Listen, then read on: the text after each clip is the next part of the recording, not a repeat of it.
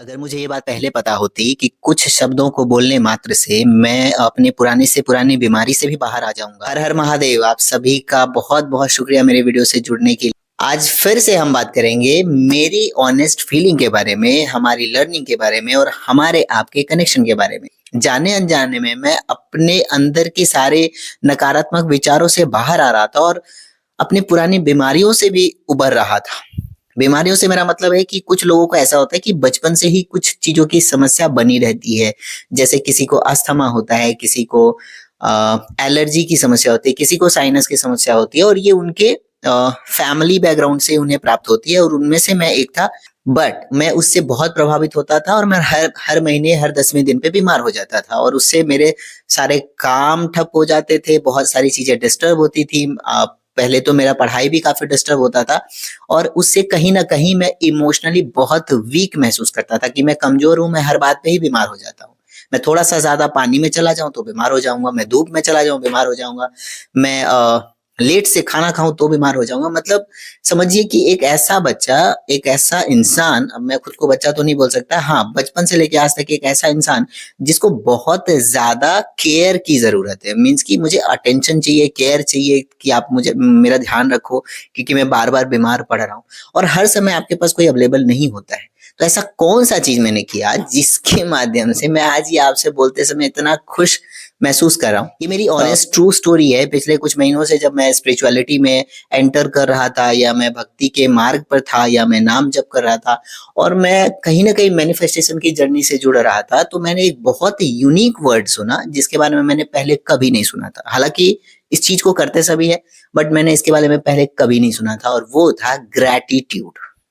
अब ग्रैटिट्यूड हो सकता है बहुत सारे लोगों ने सुना होगा बट यहाँ पर मेरे सिचुएशन में ग्रैटिट्यूड कैसे काम कर रहा था ये मुझे भी बहुत बाद में पता चला कि कहीं ना कहीं जैसे जाने अनजाने में आप कोई गलती कर बैठते हो, वैसे जाने अनजाने में मैं बहुत अच्छी चीजें कर रहा था। और वो था कि मैं खाना खाते समय जो खाना मैं खा रहा था उसको खाने से पहले कुछ शब्दों का इस्तेमाल कर रहा था। जब मेरे घर पे खाना बनता था और उसमें कोई भी ऐसी कमी होती थी जो मुझे पसंद नहीं या मेरे पसंद का खाना नहीं बनता था, तो मैं बिना मतलब के उसको चिड़चिड़ करके खाता था या कभी कभी खाता ही नहीं था मेरी मर्जी के बिना। अगर कुछ बना है या उसमें नमक कम है, ज्यादा है, तो मैं लिटरली मैं उठाकर फेंक भी देता था और मैं इसके लिए दिल से माफी चाहता हूँ कि मैं ये बात कह रहा हूँ कि मैं ये चीजें करता था। बट सच में मैं उस चीज के लिए प्राउड बिल्कुल फील नहीं करता हूँ। ऐसा किसी को नहीं करना चाहिए बट मेरे समझ में जब तक आई बहुत समय बीत चुका था। लेकिन कहते हैं कि देर आए दुरुस्त आए। तो जब मैं खाना खा रहा था तो कुछ ऐसी सिचुएशन थे कि मैं हालांकि मैं खाना पकाने जानता हूँ बट मुझे खाना बना कर देने वाला कोई नहीं था और कम लोग थे और सारे अपने अपने काम में उलझे हुए थे। तो मैं लिटरली भरपेट खाना नहीं खा पा रहा था और मैं इमोशनली इतना वीक था कि मैं खुद से जाकर के खाना बनाना नहीं चाह रहा था या नहीं बना पा रहा था। तो जो भी इंसान उस जगह अवेलेबल था, चाहे उसे खाना बनाना आता हो नहीं आता हो, जैसा भी आता हो, वो जो मुझे बना कर दे देता था मैं उसे निगल लेता था। शुरू शुरू में तो मैं उसे निगलता था, मैं ये भी नहीं कह रहा हूँ कि मैं उसे खाता था, मैं निगल लेता था क्योंकि जिंदा रहने के लिए आपको एनर्जी चाहिए और एनर्जी मिलता है खाने से, जो कि मेन सोर्स है। तो जब मैं उस खाने को खा लेता था मैंने धीरे धीरे धीरे नोटिस किया कि मुझे बहुत तेज भूख लगती थी और वो खाना मैं बिना कमी निकाले, इस बात को नोट करिएगा, बिना कमी निकाले उस खाने को मैं खा लेता था। और बिना कमी निकाले कि इसमें ये ज्यादा है, इसमें ये कम है, मुझे पसंद नहीं, मेरा फेवरेट नहीं है, ये चीज तो मैं खाता ही नहीं हूँ, मैं बिना कुछ सोचे समझे उस खाने को खा लेता था। उसके बाद मैंने अपने अंदर एक चेंज देखा कि मैं अब बिना शिकायतों के खाना खाना शुरू कर चुका था, बिना किसी कमी को निकाले हुए खाना खाना शुरू कर चुका था। उसके बाद मैंने उस खाने को जो मुझे दे रहा था मैंने दिल से ना उनको धन्यवाद दिया, बस ऐसे ही रैंडम मेरे दिल से आके थैंक यू कि ये पर्सन मुझे खाना बनाकर दे रही है या दे रहा है। और मुझे ऐसा फील हुआ कि सच में यार ये बहुत बड़ी बात है कि मुझे कोई भूख लगने पर खाना दे रहा है। और इस चीज को जब मैंने महसूस किया तो मैं खाना खाते समय एक दिन ऐसे रैंडम बोल उठा कि ये भोजन नहीं है, ये मेरे लिए अमृत है। बहुत फैसिनेटिंग वर्ड है कि मैं ये बात बोल रहा हूँ बट सच में मैंने इसी वर्ड का इस्तेमाल किया था कि ये भोजन नहीं है, ये मेरे लिए अमृत है, ये खाना नहीं है। क्योंकि ये मेरी भूख मिटा रहा था, मेरे अंदर जो पेट में जलन वाली भूख होती थी ना, जो मैं खाना खाना भी नहीं चाहता था, बट भूख मुझे जबरदस्ती परेशान कर रही थी। तो मैं जब उस खाने को खा रहा था तो मैंने कहा ये भोजन नहीं, ये अमृत है मेरे लिए। थैंक यू कि किसी ने इसे मेरे लिए पकाकर मुझे दिया, और थैंक यू कि इसे किसी ने अपने खेत में बहुत मेहनत से उपजाया होगा।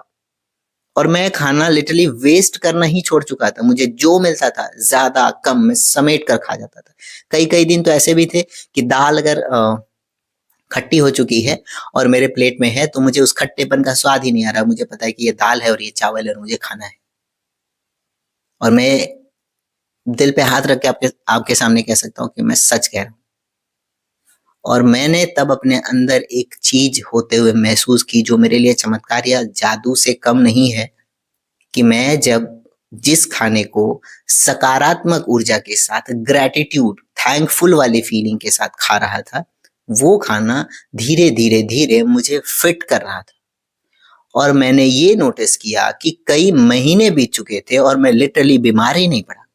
मुझे न सर्दी हुई, न खांसी हुई, न सर दर्द परेशान कर रहा था, जबकि मुझे सीवियर माइग्रेन की समस्या थी। मेरी कई कई महीनों तक दवाइयां चली थी, और अगर मैं दवाइयां छोड़ देता था मैं वापस उतने ही पेन में होता था। पेन किलर तो मेरे पॉकेट में लेके चल, मैं ऑफिस जाता था तो मेरे बैग में हमेशा पेन किलर होता था।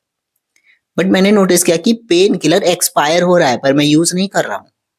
इसका सीधा मतलब ये था कि जिस खाने को मैं खा रहा था ना, उसे बड़े ही प्यार से, सकारात्मक भाव से, ग्रैटिट्यूड फील करके खा रहा था। ग्रैटिट्यूड का मतलब होता है कि जो आपको मिला है उसके लिए धन्यवाद कहिए।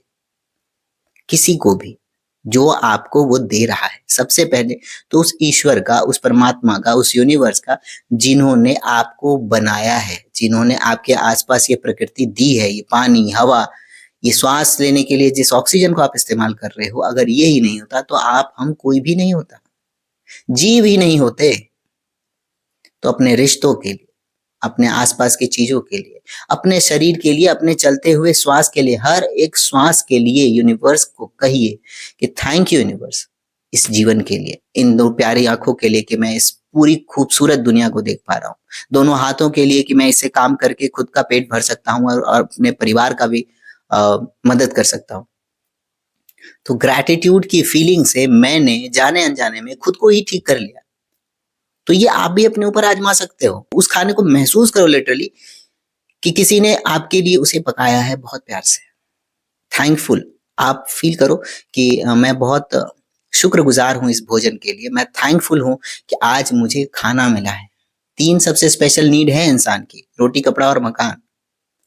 कपड़ा फटा हो चलेगा, रेंट पे रह रहे हो या छत टूटी फूटी हो चलेगा, पर भोजन चाहिए इंसान को सरवाइव करने के लिए। तो उस भोजन के लिए जो भी मिला है, मुझे सबने सिखाया था कि जो मिले खुशी से खाओ, जो मिले खुशी से खाओ, बट मैं इसको कभी अपने ऊपर इम्प्लीमेंट करके कभी देखा ही नहीं था।